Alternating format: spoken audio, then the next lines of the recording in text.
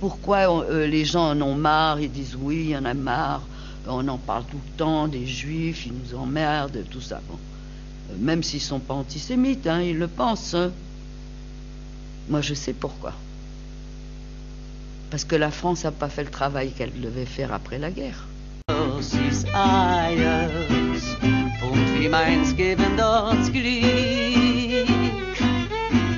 Moi, ce monde des Juifs d'Europe, ce monde de l'Ashkenaz, je l'ai découvert à mon arrivée en France. Et ça, grâce à des passeurs qui me racontaient leur Bible à eux, qui étaient, eux, c'était autre chose. C'était la Shoah, évidemment, c'était le ghetto de Varsovie, c'était Sholem Aleichem, c'était des histoires juives absolument incroyables, cette presse juive qui existait, ce théâtre yiddish, ce machin, tout ça m'a énormément formé. L'esprit, la sensibilité, je leur ai jamais dit, peut-être s'ils écoutent ça, ils diront, mais c'est des gens qui m'ont énormément appris. Mais eux, ils ne sont pas beaucoup intéressés à nous. Je peux le dire. On était des espèces de gens un peu rigolos, assez optimistes, qui aiment faire la fête, rigolants. Des espèces d'Espagnols, Arabes, machin, une espèce de race absolument incroyable qu'ils ne soupçonnaient pas. Ça les a un peu... Ils étaient méfiants. Parce qu'il y a quand même... un humour, quand même, ça, ils reconnaissaient. Un humour qui disait être un humour juif, mais qui n'était pas le leur. C'est pas du mépris, c'est de la méconnaissance, c'est un peu... On était un peu leur bico quand même, quoi. Comme il s'est passé en Israël, d'ailleurs.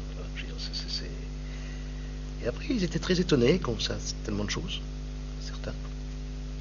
Puis après, bon, je crois qu'ils ont fini par nous adopter.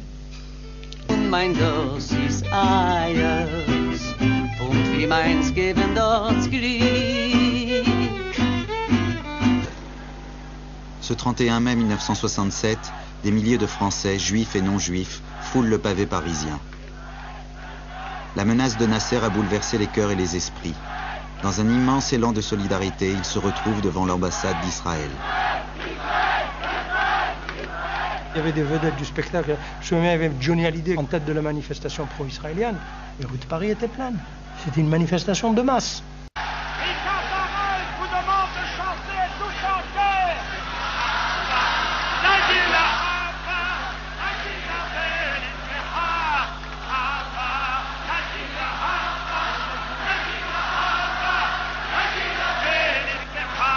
Il y avait eu la guerre d'indépendance en 48, il y avait eu la guerre de 56, la guerre du Sinaï, il y en avait eu déjà des guerres.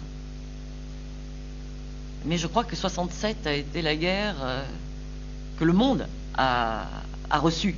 Cette campagne des 6 jours, dans sa brièveté, son éclat militaire, c'était une sorte de réhabilitation à la face du monde de l'accusation qui avait si longtemps été diffusée par les antisémites de tous bords et de toute origine.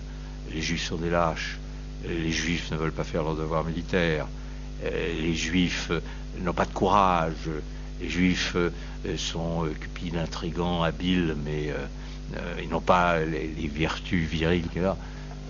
Cette nouvelle représentation du juif, soldat héroïque et valeureux, contribue à populariser l'image d'Israël en France et en Europe. Le général n'est pas du même avis. En porte-à-faux avec l'opinion publique, il veut réconcilier la France avec le monde arabe.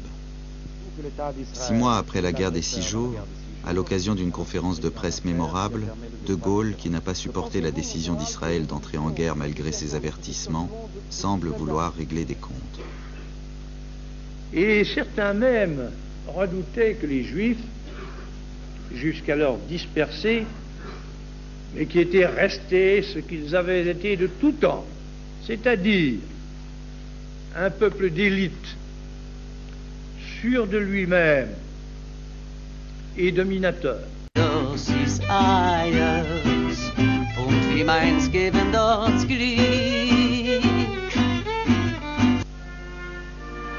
3 ans plus tard, le 16 juillet 1995, sur les mêmes lieux, le successeur de François Mitterrand à l'Élysée saura trouver les mots tant attendus par les Juifs de France et par beaucoup d'autres Français.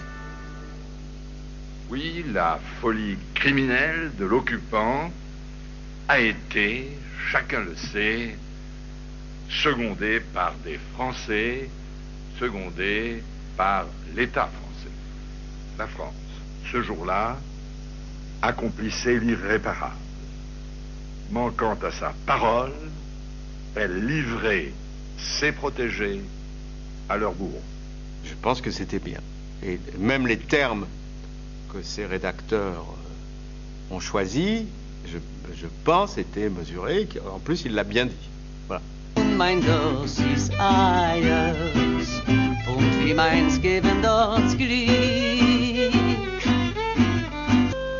Le printemps 2002 connaît un nouvel embrasement antisémite. Au plus fort de l'intifada, les synagogues de Lyon, Marseille et Strasbourg sont attaquées. Tout se passe comme si les attentats du 11 septembre avaient dopé la violence. Jean Kahn, président du consistoire central, redoute les prémices d'une nouvelle nuit de cristal, rappelant ainsi le souvenir de l'immense pogrom organisé en Allemagne en novembre 1938.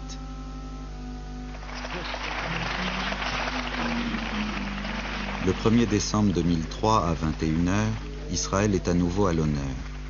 L'humoriste Dieudonné, déguisé en juif religieux paramilitaire, est invité en direct sur un plateau de télévision. J'encourage les jeunes gens qui nous regardent aujourd'hui dans les cités pour vous dire, convertissez-vous comme moi et essayez de vous ressaisir. Rejoignez l'axe du bien, hein, l'axe américano-sioniste. Ça me paraît important, hein, qui vous offrira beaucoup de débouchés, beaucoup de bonheur. Représenter un juif qui dit qu'il s'est converti au judaïsme pour des raisons professionnelles et qui fait le salut nazi en prononçant le nom d'Israël. Et à ce moment-là, le public aurait pu se taire, ça aurait été déjà affligeant. Mais il ne s'est pas tu, il s'est levé et il a applaudi. Et à ce moment-là, les Juifs qui étaient devant leur écran de télévision se sont dit « mais ce n'est pas possible ». Mais comment a-t-on pu en arriver là? Le préjudice commis auprès des jeunes de banlieue, je dirais que ça, il a à en répondre. Parce que tous ces gosses qui sont nos voisins, on aurait pu habiter avec eux en bonne intelligence. Et ça me désole de voir que un froid s'est installé entre nous.